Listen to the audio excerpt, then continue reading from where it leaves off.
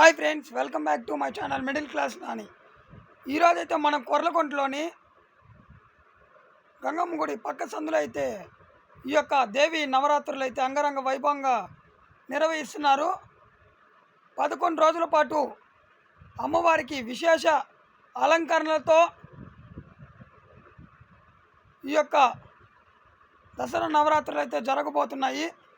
మీరు కానీ తిరుపతిలో ఉంటే కొర్లకొంటలో ఈ యొక్క అమ్మవారి విగ్రహాన్ని అయితే దర్శనం చేసుకోండి.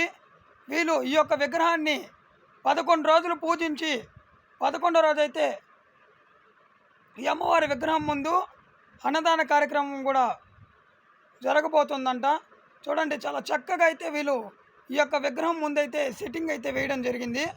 ఈ సెట్టింగ్ అయితే నాకు చాలా బాగా నచ్చింది. చూడండి, చాలా చక్కగా అయితే ఈ యొక్క సెట్టింగ్ని అయితే ఏర్పాటు చేశారు. మీరు కానీ తిరుపతిలో అంటే తప్పకుండా ఈ యొక్క దుర్గామాత అమ్మవారిని దర్శనం చేసుకోండి. వీళ్ళు చాలా సంవత్సరాల నుంచి ఈ యొక్క దేవి శరన్నవరాత్రులు అయితే నిర్వహిస్తున్నారు. అందులో భాగంగా ఈ సంవత్సరం ఈ యొక్క అమ్మవారికి విశేషంగా అలంకరణ అయితే చేయడం జరిగింది. ఇక్కడ మీరు చూస్తున్నారు, చిన్న వినాయకుడిని కూడా రోజా పూలతో అలంకరణ చేశారు. ఇక్కడ చూడండి, పక్కన వెంకటేశ్వర స్వామి, అలివేల మంగమ్మ ప్రతిమలు కూడా పెట్టడం జరిగింది. మీరు తిరుపతిలో అంటే తప్పకుండా ఈ యొక్క దుర్గాదేవిని దర్శనం చేసుకోండి.